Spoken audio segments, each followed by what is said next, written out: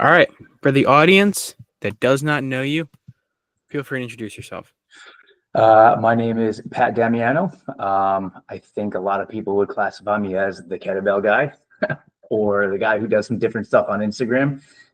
I think that'd be kind of like the one sentence pitch for how I would describe myself or how I think other people would probably describe me. So, what got you into it? What made you make your account? Talk to me a little bit about that first. Yeah. Working out in general is something I got into when I was 13 years old. So I'm 31 now.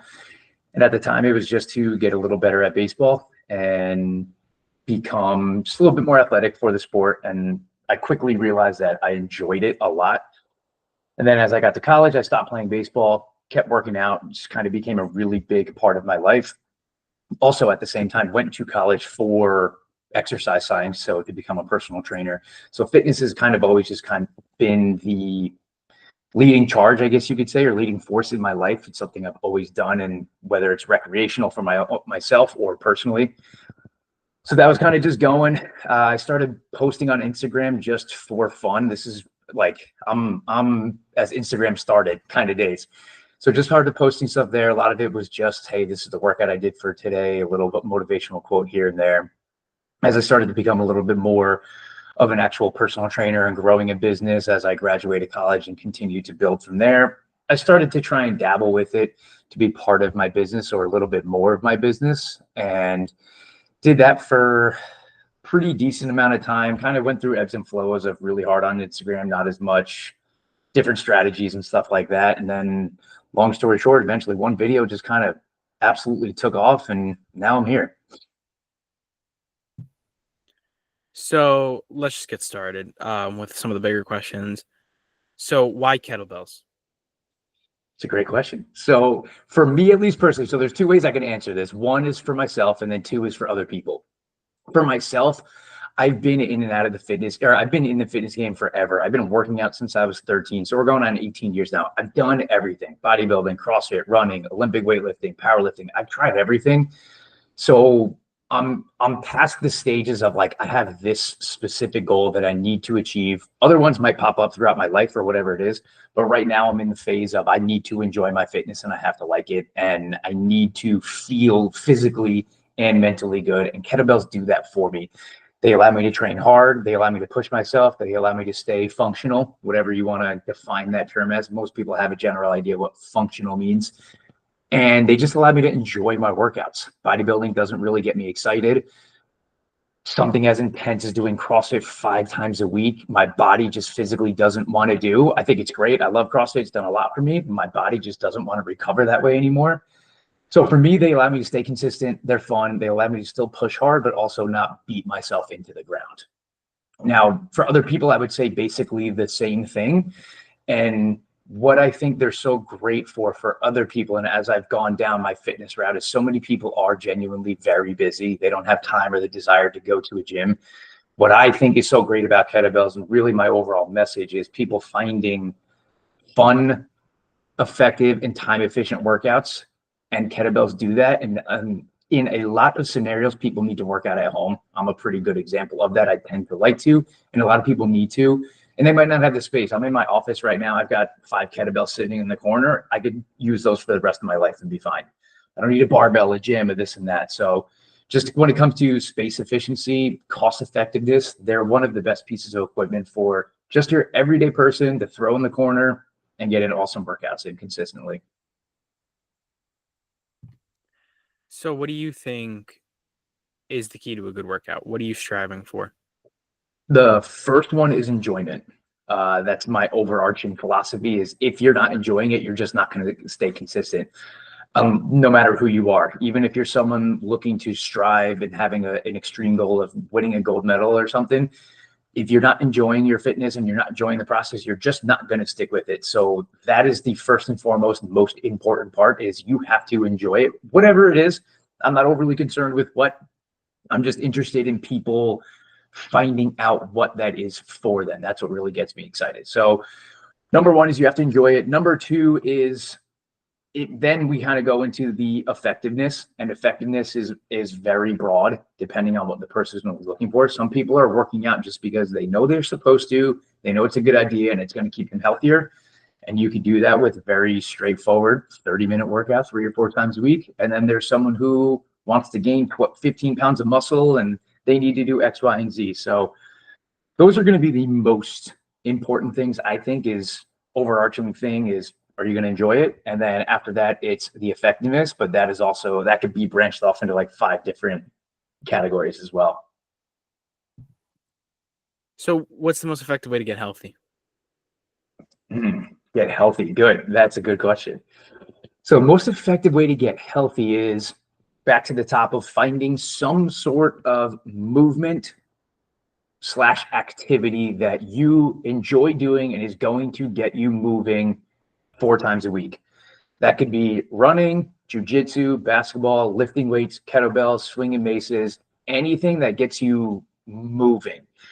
Now, if one of those, or if that thing is something that has some sort of resistance training, then that kind of checks both boxes there. I'm obviously biased towards resistance training, and I do think it is one of the most important things somebody should be doing. So if you're someone who loves playing basketball 3 or 4 times a week and that keeps you super active, that is great.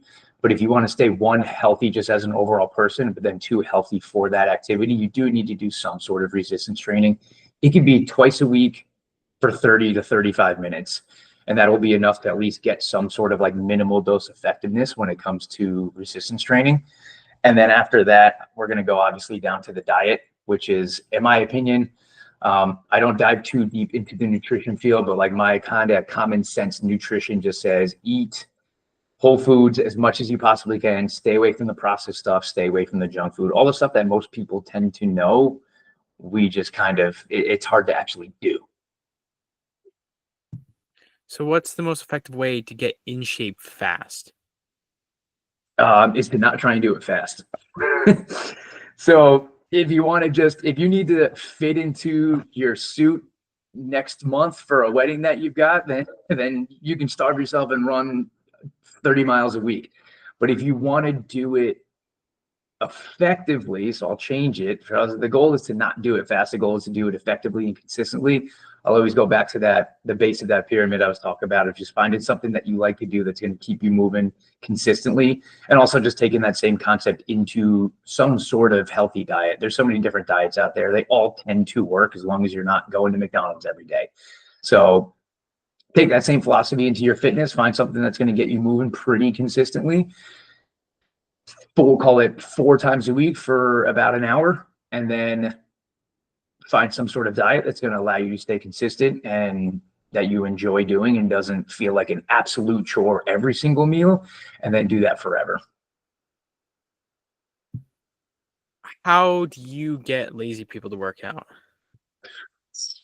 That's a great question. So luckily for me, I'm a personal trainer, so they tend to pay me and make appointments, so they have to show up. But that is a very difficult thing, and that is going to, I know I kind of keep reiterating the same point. Most people aren't actually lazy. They just haven't found something that gets them excited. So I'm sure you felt it. Anybody watching this has felt it. I felt that you do a workout and you feel rejuvenated and excited, and you actually have more energy after the workout than going into it. And the human body craves movement. It's natural. Every single person likes to move. It's just, how do they like to move, right? An hour-long CrossFit workout gets a ton of people super excited. It might completely destroy and deplete people. So that's not for them, right? Some people might go to jujitsu and get the shit kicked out of them for an hour and be completely demoralized. It gets me excited. So it's just finding that sort of route. And a lot of times it's an activity or a game or something like that that gets you enjoying that process. Again, I keep saying it a bunch of times, but that's what it is. Everybody likes to move. It's just what gets them excited. It takes a lot of trial and error, unfortunately. And that's where people fall into like the lazy category. Is maybe they try going for some runs and then try doing like a bodybuilding bro split, and they're like, this wasn't that fun. Working out's not for me. When there's 20,000 other things that they could have tried that they may have fallen in love with. What do you consider your greatest success? Um, my greatest success, besides marrying the best person in the world, I would say my greatest personal or business success is recently I've really had the realization that I've gotten out of the rat race of the personal training world. And a lot of trainers are stuck in that, waking up at 5 a.m. They're doing 10 sessions. They're going to bed, their last session is at 8 o'clock at night. They're getting home late and they're burning the candle at both ends. And I've been very fortunate enough and worked very hard to get out of that rat race and out of that trap that I think a lot of trainers, no, I know a lot of trainers fall into, and I was in for a while. So I've been very happy and fortunate and proud of myself for putting in the work and a lot of it and fighting through the lows to get out on the other side and now be building something that allows me to just have a much higher quality of life. What, other than kettlebells, is your personal favorite way to work out? I'd probably say jujitsu. That I don't know if you mean like specifically a workout in the gym or something with weights, but jujitsu has been something that's been part of my life for almost 4 years now. And I've gone through ebbs and flows with it. Sometimes I love it and I go 5 times a week, and sometimes I don't love it and I take 2 months off. So I've had some ebbs and flows there, which I don't love, but it has always been something that's there for me to, sometimes I just don't feel like swinging kettlebells or being in a gym or whatever it might be. So it's nice to always have that other option and some sort of activity that just gets my mind completely off of typical working out, because that's my job. I'm surrounded by it 24/7. So it's nice to have something that still keeps me active and is completely unrelated to work. Where do you think most people fail in terms of personal fitness? Person, the I'll try not to keep hitting home the same point, but I think the thought that not accepting that this is a lifelong thing. I think people try and get a specific goal for a certain thing, whether it's a wedding or just trying to get in better shape for the beach or whatever it is. And they have this end goal, which is great. We have to have these goals and things that kind of push us. But at the end of the day, the base of that pyramid is like, this is something you do forever now. So you don't need to go 10,000 miles an hour every single day. You can't go too slow either. You have to find that middle ground that's going to keep you moving. But something to accept is that this is forever, or at least it should be. And it's not some goal you're going to try and get in 3 months and then move on from it. You'll achieve that goal in 3, 4, 5 months, and then you'll find some other goal to get and move on from there. And I think people just end up trying to go too fast or achieve one goal that they had and then just move on. If you were 18 again, or rather, if you met your 18-year-old self, what would you tell him? Keep going. Just keep going, keep doing what you're doing. I've been very fortunate enough to not have any super downs or low lows, but when I was 18, I was always very ambitious and always kind of goal driven or goal oriented and driven. So if I met him, I would just tell him, keep doing what you're doing. You're on the right path. Just keep going with the ebbs and flows of life, because you'll get there, and be patient. Where should people find motivation?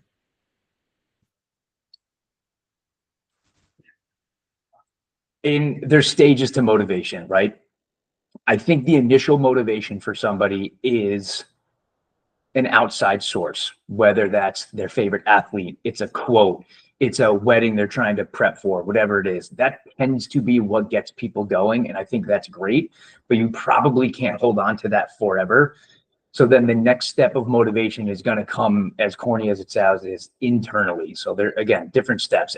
You start without external motivation. And then after that, you're going to have to find some motivation within, like, what's the reason you're actually doing it? You're doing it for yourself, whether it's to just have a little bit more confidence, feel better playing with your kids, whatever it might be. That's going to have to come from within. And then as that starts to marinate and you continue to do that for long enough, motivation actually tends to go away. And I mean that as a good thing. And then it just becomes what you do.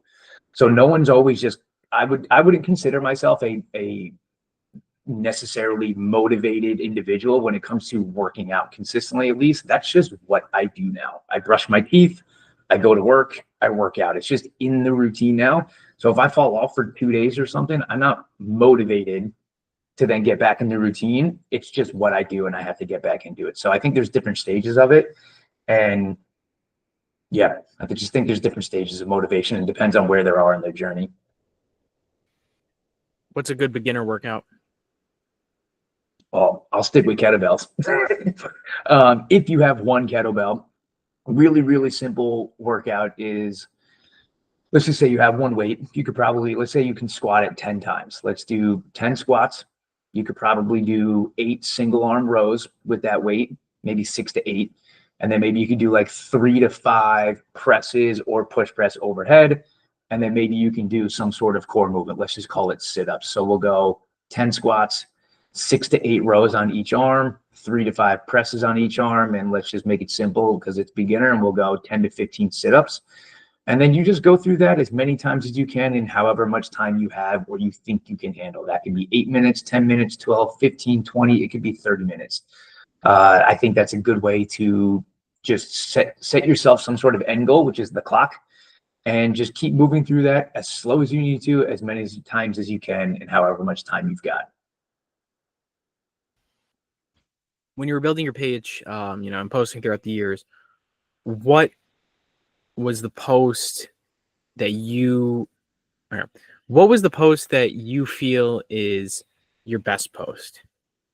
Well, what Instagram has told me is I do have one post that kind of absolutely blew up and what really started like me growing a lot. And it was just a very simple kettlebell complex of, 5 single arm rows, 5 single arm swings, 5 single arm thrusters. And then I posted that and it just completely went viral. It got me a ton of followers. I posted it multiple times and it tends to go viral every time. So I would have to say that one. It's just the one that kind of started this whole journey for me. And I'm very grateful for that post. And clearly it speaks to people in some sort of way that I don't 100% fully understand, because every time I post it, the same thing tends to happen. So I would have to say that one just because it's been so impactful. And the goal of that post was not at all to go viral or whatever. I was just posting that post to, what am I trying to say? Market and advertise for the class that I teach on a weekend. And it just completely unexpectedly went off. How does your business look now with the following that you have? How does a following change a business? So a following might not change a business at all. So this is something I talk about a lot. You could have 400,000 followers and barely be making any money, and you could have 2,000 followers and absolutely crushing it. It all comes down to, do you actually know how to, what I call, business-atize your following? So building a large following was super helpful. I'm obviously in front of a lot of other faces and a lot of other people, but the most important part was learning how to actually put systems in place, have a good product, and actually market to people so they know, they trust you. They think they know they know that you know what you're doing. and excuse me. And then going from there. So the following helped a lot because at the end of the day, the more eyes you can be on, the better. But the most important part was me learning these systems to put in place to actually be able to run a business. Do you ever get recognized? And if so, what's that like? It's happened once. And it was very ironic. So I was walking down the street with my family, and my sister has been a Broadway actress for many years. So she's gotten recognized a bunch. And then she's engaged now. At the time they were dating somebody who was on a Netflix series, a pretty popular Netflix series. So they get recognized more consistently. But we were all walking together, and some person came up to me and was like, "Are you Pat Damiano?" So it happened one time. It was hilarious. It was really cool. I actually ended up working out with the person like 2 days later. So that was pretty cool. And it was something that we still laugh about to this day, that I was walking down the street with 2 like actually kind of famous people, and I was the one that got recognized. It was weird and funny, but it was kind of cool at the same time. The one time it's happened. Were the people to the right and to the left of you, or like, I'm assuming right to the right and left of you, but people next to you, were they kind of weirded out that you were the only one that recognized? Like, were they just used to being recognized? So they're like, oh, I feel like that's kind of funny where it's like the person that's, I don't want to say less famous, but like, less You used could to, say less famous. It's true. yeah, less famous is getting recognized. What's that like? What was that like for them? Like, So I think they were just kind of laughing. And we all just had like a really good laugh at the moment that we're walking down the street with, somebody on a Netflix series that had 5 or 6 seasons and so on and so forth. And then the random kettlebell guy is the one who got recognized in the middle of the street. I think they were just kind of laughing about it. I don't really know what they were thinking in the moment. But we definitely had a pretty good laugh about it afterwards.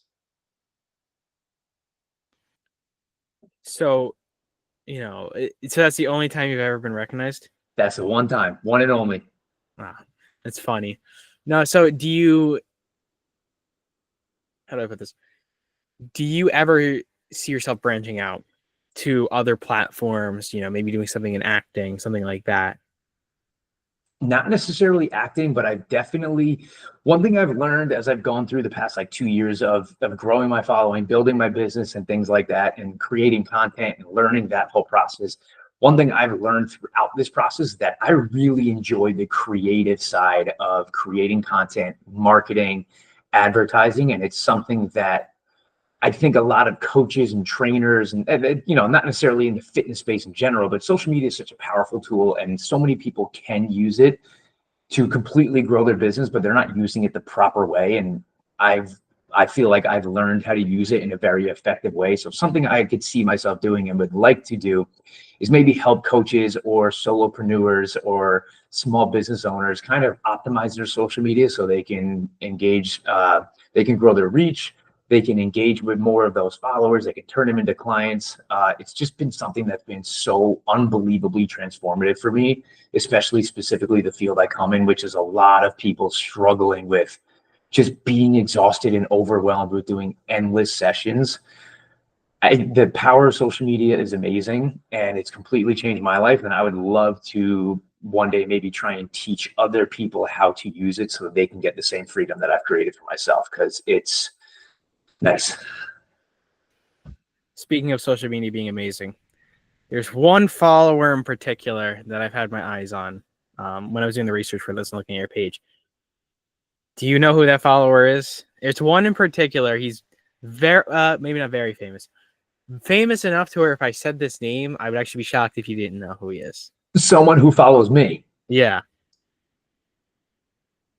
There's a few pretty famous people that follow me, but there's one in particular.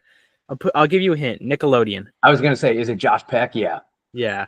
So what was the story with that, if there was one at all? So no, long story short, though, I loved Drake and Josh growing up. I thought it was amazing. We all do. Yeah, me and my sister quote it to this day all the time. So I just hopped in my car one day after some clients. I looked up and I was like, Shua Peck, who's that? Like so the way Instagram works is if someone who is verified follows you, they'll put that to the top. So if he could have followed you 6 hours ago, they'll put that up top. So I was like, all right, I clicked on it. I was like, what?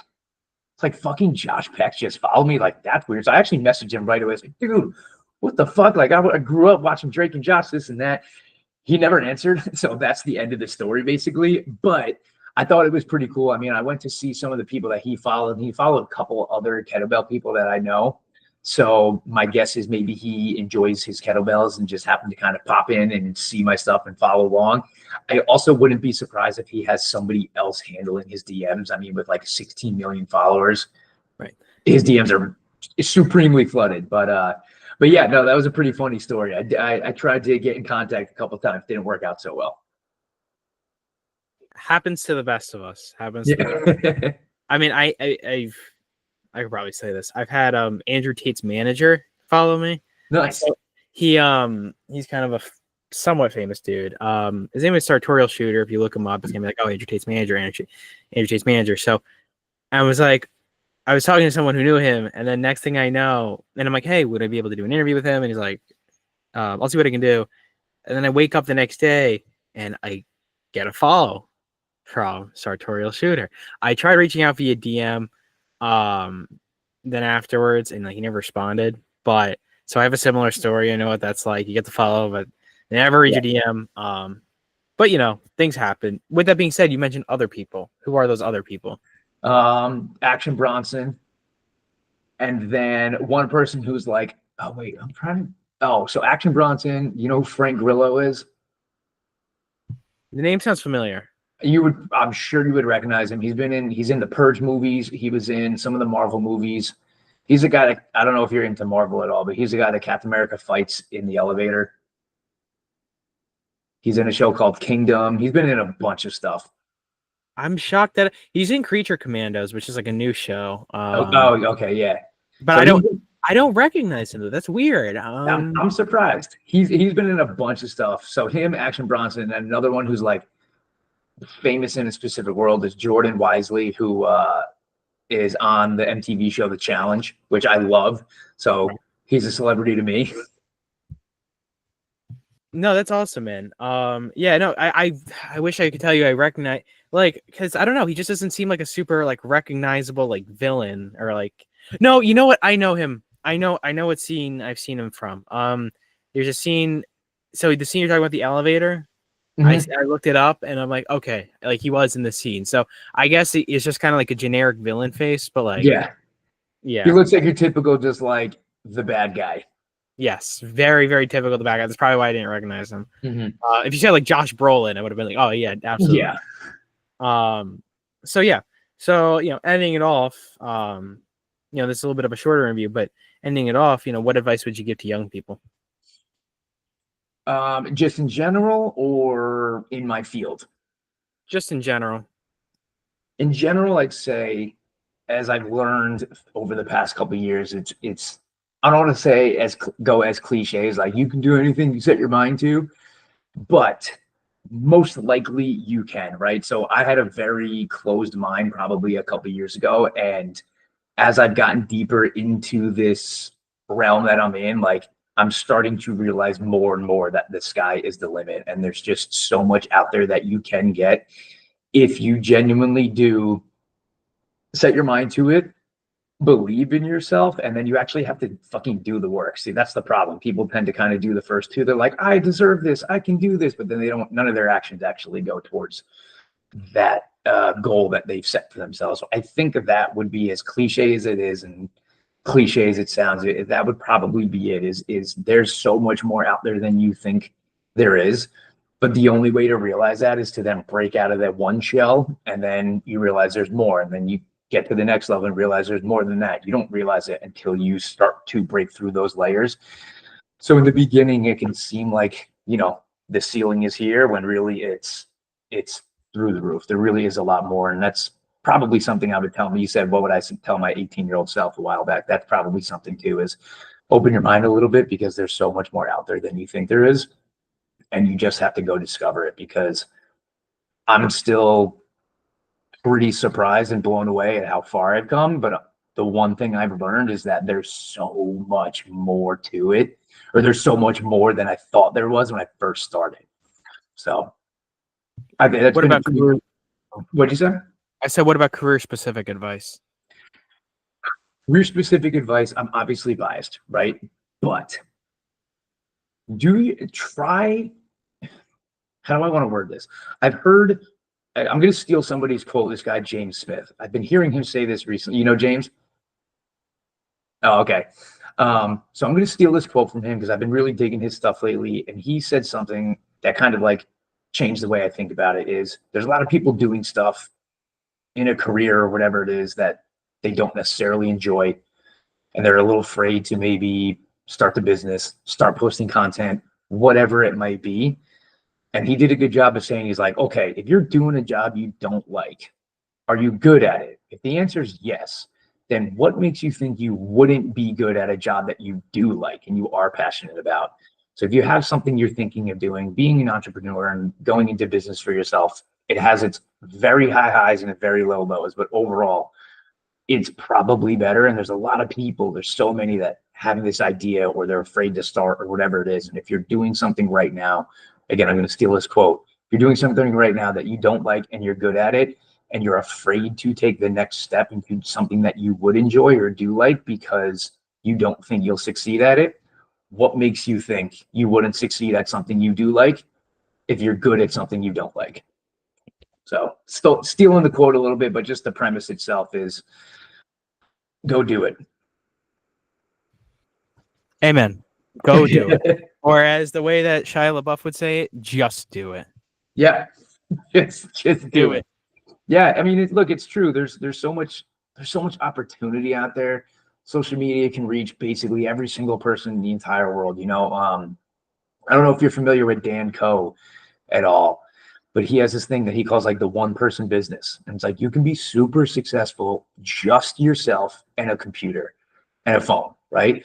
Throw some stuff out there on the internet, get some emails, have a product. Like you can do it all yourself, and it can be very simple, right? If you want to make a bajillion dollars, you're probably going to need a team, employees, this, that, so on, whatever. But you can make things really, really simple and make your life pretty straightforward and work from almost anywhere.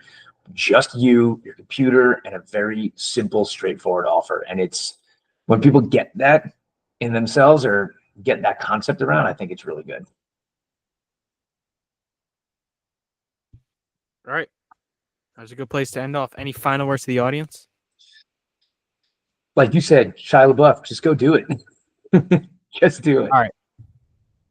I'm going to stop the recording. We'll talk a little bit after the show. All right. Okay, cool. 3, 2, 1.